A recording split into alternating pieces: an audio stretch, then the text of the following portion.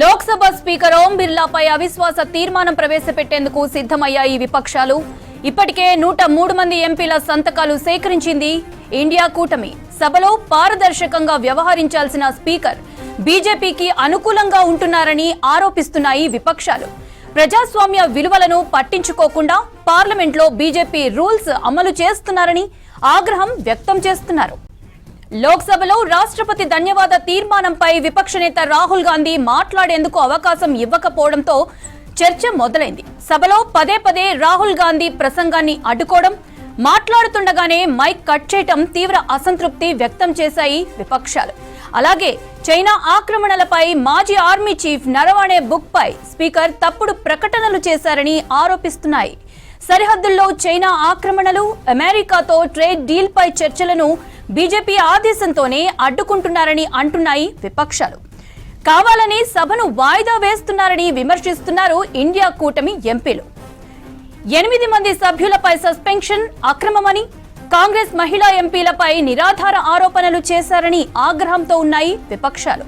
Right, Lok Sabha speaker ఓం బిర్లాపై అవిశ్వాస తీర్మానం పెట్టే ఆలోచనలో కాంగ్రెస్ ఉంది. దీనిపై మరిన్ని డీటెయిల్స్ మదార్ అందిస్తారు. మదార్, దీనికి సంబంధించిన అప్డేట్స్ ఏంటి? మౌనిత, ఈరోజు లోక్సభ స్పీకర్ ఓం బిర్లా పైన కాంగ్రెస్ సహా విపక్షాలు అవిశ్వాస తీర్మానాన్ని ప్రవేశపెట్టబోతున్నాయి. ఇప్పటికే సంతకాల సేకరణ కూడా పూర్తిగా వచ్చింది. సుమారు 103 మంది ఎంపీలందరూ కూడా సంతకం చేశారు. ముఖ్యంగా కాంగ్రెస్ పార్టీ అధ్యక్షుడు, అలాగే రాజ్యసభ ప్రతిపక్ష నేతగా ఉన్నటువంటి మల్లికార్జున ఖర్గే ఛాంబర్లో నిన్న ప్రత్యేకంగా ఇండియా కూటమికి సంబంధించినటువంటి ఫ్లోర్ లీడర్లందరూ కూడా భేటీ అయ్యారు. పార్లమెంట్లో కీలకంగా లోక్సభలో కావచ్చు, ఇటు రాజ్యసభలో కావచ్చు బుల్డోజ్ చేసే విధంగా కేంద్ర ప్రభుత్వం, అలాగే స్పీకర్ వ్యవహార శైలి, వీటన్నింటిపైన కూడా సుదీర్ఘంగా చర్చ జరిపారు. ఆ సందర్భంలోనే స్పీకర్ పైన అవిశ్వాస తీర్మానాన్ని ప్రవేశపెట్టాలనేటువంటి అంశం పైన డిస్కషన్ కూడా జరిగింది. దాంట్లోనే ఆ నిర్ణయం కూడా తీసుకున్నారు. కీలకంగా 3-4 అంశాలున్నాయి. ఒకటి, లోక్సభలో ప్రతిపక్ష నేత రాహుల్ గాంధీకి మాట్లాడేందుకు అవకాశం ఇవ్వకపోవడం. రాహుల్ గాంధీ మాట్లాడేటువంటి సందర్భాల్లో ప్రతి సందర్భంలో కూడా ఆయన మాట్లాడకుండా అడ్డుకునేటువంటి ప్రయత్నాలు చేయడం కావచ్చు, మైక్ కట్ చేయడం కావచ్చు, ఇట్లా ప్రతి అంశం ఉంది.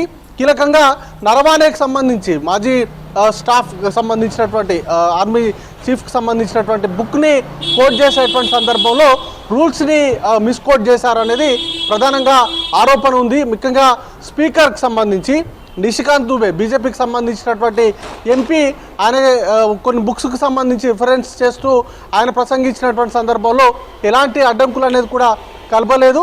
కేవలం రాహుల్ గాంధీ మాట్లాడేటువంటి సందర్భంలో, అది కూడా నరవాణేకి సంబంధించినటువంటి బుక్లో కీలకంగా చైనా ఆక్రమణలకు సంబంధించినటువంటి అంశం పైన మాట్లాడేటువంటి సందర్భంలో రాహుల్ గాంధీని అడ్డుకోవడం కావచ్చు. ఇంకా మరొక వైపు రాష్ట్రపతి ప్రసంగానికి ధన్యవాదాలు తెలిపేటువంటి తీర్మానానికి ఆమోదం తెలిపినటువంటి అంశం కూడా వివాదాస్పదమైంది. ఎప్పుడైనా కూడా సభ్యులందరూ కూడా మాట్లాడిన తర్వాత ప్రధాని సమాధానం ఇస్తారు. ప్రధాని సమాధానం ఇచ్చిన తర్వాత మాత్రమే రాష్ట్రపతి ప్రసంగానికి ధన్యవాదాలు తెలిపేటువంటి ప్రసంగానికి ఆమోదం అనేది కూడా తెలుపుతారు. కానీ షెడ్యూల్లో ఉన్నప్పటికీ కూడా ప్రధాని దానిపైన సమాధానం తెలుపలేదు.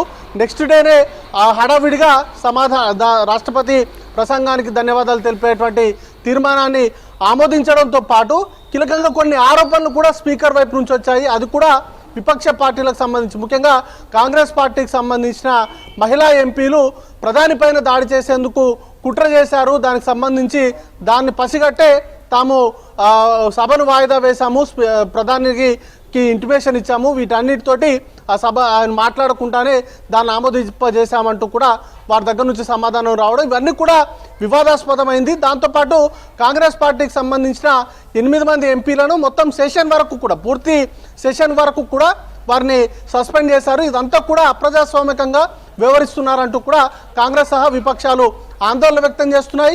గడిచిన సెషన్ స్టార్ట్ అయిన రోజు నుంచి కూడా కీలకమైనటువంటి అంశాలు, ముఖ్యంగా ఎస్ఐఆర్ కావచ్చు, అలాగే నరవాణేకి సంబంధించి ముఖ్యంగా చైనా ఆక్రమణలు కావచ్చు, అలాగే అమెరికా ట్రంప్ చేస్తున్నటువంటి పదే భారత్ లక్ష్యంగా చేసుకొని తను చేస్తున్నటువంటి కామెంట్స్ కావచ్చు, అలాగే ట్రేడ్ డీల్కి సంబంధించి, ముఖ్యంగా ట్రేడ్ డీల్, అమెరికాకు సంబంధించినటువంటి ట్రేడ్ డీల్ తోటి సుమారు 3 లక్షల కోట్ల రూపాయలు భారత్ పైన ప్రభావం అనేది కూడా పడుతున్నటువంటి నేపథ్యంలో ఇట్లాంటి కీలకమైనటువంటి అంశాలపైన చర్చించాలంటూ పదే పదే విపక్షాలు లేవనెత్తుతున్నప్పటికీ వాటన్నిటిని కూడా బుల్డోజ్ చేసే విధంగా ముఖ్యంగా పార్లమెంటరీ డెమోక్రసీ రూల్స్కి అగెనెస్ట్గా సభను నడుపుతున్నారంటూ కూడా కాంగ్రెస్ పార్టీ ఆరోపణలు చేస్తూ ఉంది. దానిలో భాగంగానే అవిశ్వాస తీర్మానాన్ని కూడా ఈరోజు ఇంట్రడ్యూస్ చేసేటువంటి అవకాశం ఉంది.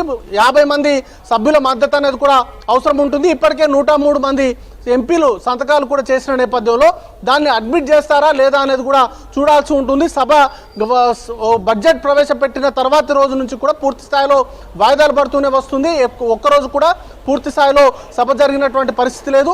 అట్లాంటి సందర్భంలోనే విపక్షాలు చర్చకు కావాల్సినటువంటి, ఎందుకంటే అవిశ్వాస తీర్మానం నెగ్గుతుందా వీగుతుందా అనే అంశాన్ని పక్కన పెడితే సమస్యలపైన చర్చకు ఒక అవకాశం దొరుకుతుంది అనేదే వారి లక్ష్యంగా కూడా చెప్తా ఉన్నారు. కాబట్టి ఈరోజు అవిశ్వాస తీర్మానాన్ని అయితే ఇంట్రడ్యూస్ చేయబోతున్నారు మౌనిత.